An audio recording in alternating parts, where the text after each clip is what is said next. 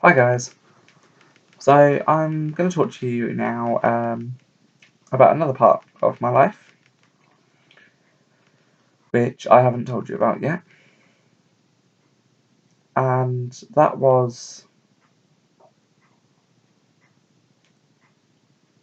I had a few years back, I had a girlfriend, and she was a lovely girl, and we were together for about a year and a half, on and off, and it was really nice because I did fall in love with her and it all felt normal, and we just took everything as it came, really, and just how things happened, and we eventually ended it.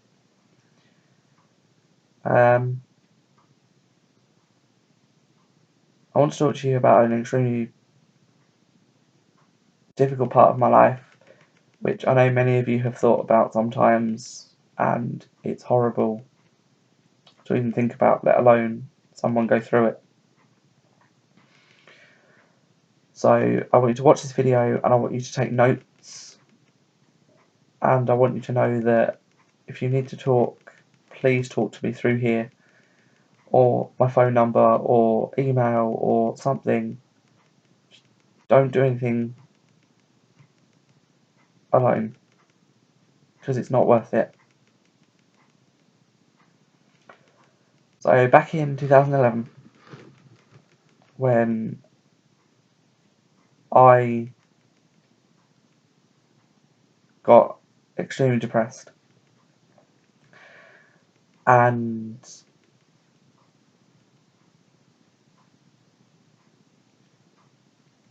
I had had a really bad year in 2010, because in the September I went to live with a lady who was a very nice lady, I thought, and she seemed really nice and was really happy for me to live with her, and I'd help her do things and we'd do stuff together. And she led me down the wrong road. I ended up being held against my will for a good few months, and it was horrible because she made me do things I didn't want to do, and she basically turned me into a criminal. And because of her, I unfortunately have a criminal record, even though what happened was not my fault, because I was done for something that they can have proved, even though we were both supposed to be convicted of the crime, but because she pleaded on her mental health, she got off. And because at the time I didn't know about my mental health, I got charged wrongly, and there was nothing they could do. So I just took whatever punishment came my way. Luckily, it wasn't too bad. I had to do an attendance centre. I think it was 39 hours, basically community service. And because of that, and the way I felt, and I basically felt like I'd ruined my life.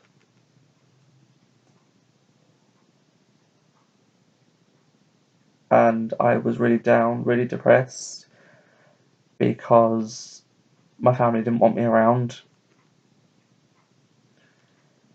and I'd had enough. I couldn't cope with the stress of life. I couldn't cope knowing that I wasn't wanted, and I couldn't see any way past the depression. So I decided on New Year's Eve 2010 I would try and take my own life, because I didn't want to live anymore. I didn't want to be around to see my granddad pass away. I didn't want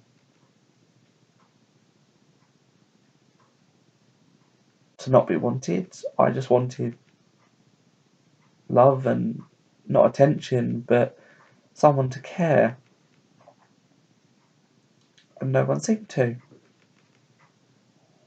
So I ransacked my house at the time and found loads of painkillers and a large bottle of rum.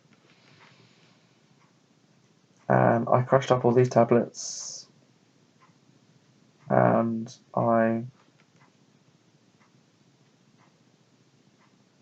just kept taking them with this bottle of rum. Eventually, I felt very drowsy, very woozy, and my girlfriend at the time called an ambulance because obviously she didn't want me to die, and I just couldn't help it. I just kept going, and in the end, I took over 300 tablets and downed an entire bottle of rum. And the ambulance came, and they came in and asked me to get the packets and things. So I did. I got everything that I'd done, gave it to them. I went into the ambulance. They wrote all the stuff down, the medical stuff they have to do. And all I can remember is the ambulance guy telling me not to close my eyes and just to keep them open, keep talking. And eventually I passed out in the ambulance. And I remember being wheeled from the ambulance into the hospital, straight through into the emergency, where I was instantly hooked up, to all your drips and your heart monitor and all that.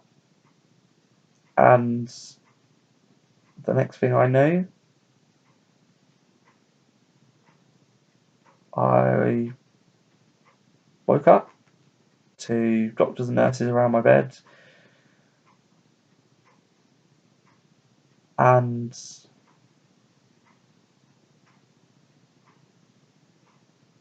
I had died.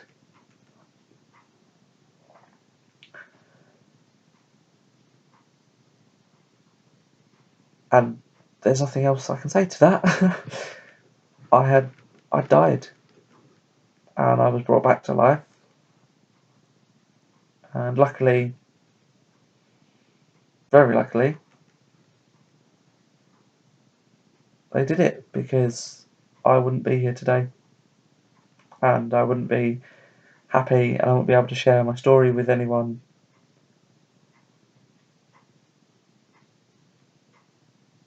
I remember sitting there talking to the mental health nurse about everything, and I was put on close watch, and I was in the hospital for a day. I was picked up, brought back home by my nan, and she turned around and went to me, "Why did you do it?" And I said, "Because I didn't want to be here anymore." And she went, "Well, you didn't do a really good job of it, did you?" From that second, I loathed her, and I have done for years. And unfortunately, she is my main cause of the depression I now have, and the anxiety depression.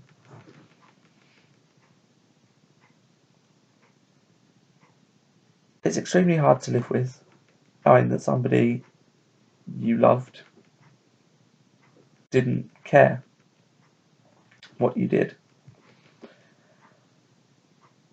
And you might be going through the worst things in the world. You just feel dark.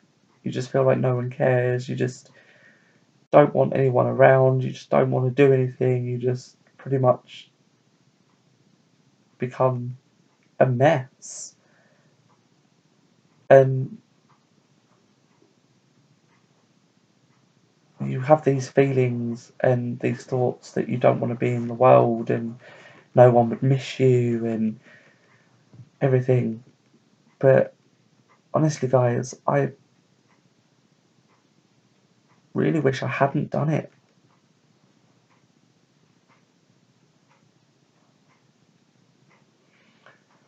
But obviously, I was that badly depressed and in such a bad state that I didn't want to be alive. Now I do, because I've got so much to look forward to. And every now and again, I do have suicidal thoughts. But it's more because I miss my granddad and I want to be with him than anything else. And I just sit there and I then think of all the good memories, like of friends, of my granddad, of family, all sorts of things. And I just managed to come out the other side. And I'm so glad I did. I really am, because I wouldn't be here sharing this with you guys, and I wouldn't have the love and support of my friends and my family. And I just want you guys to know that if you do have suicidal thoughts, or you think you'd be better off without the world, you wouldn't, because you're beautiful. Always is a very powerful word. And I believe that no matter what, everyone is beautiful in their own way. Always. So if you are depressed, if you're down, find somebody you can talk to. Come and talk to me. I'm here. I will take time out of my day to talk to you. If I can help one person not try to commit suicide, then brilliant. Because honestly, guys, this world will not be better without you. It's better because you're in it and you're loved and cared about more than you believe. There are complete strangers in this world who could watch my video and send me loads of support. But then there are other people who will just ridicule and not care. But I know that there are people who do care. And I am someone who cares about other people's happiness. I will put others before myself. And if that means me getting blamed for things or the shit thrown in my face, bring it on. Because I'd rather go to my grave knowing that I've helped hundreds of people than go to my grave being known as an arsehole.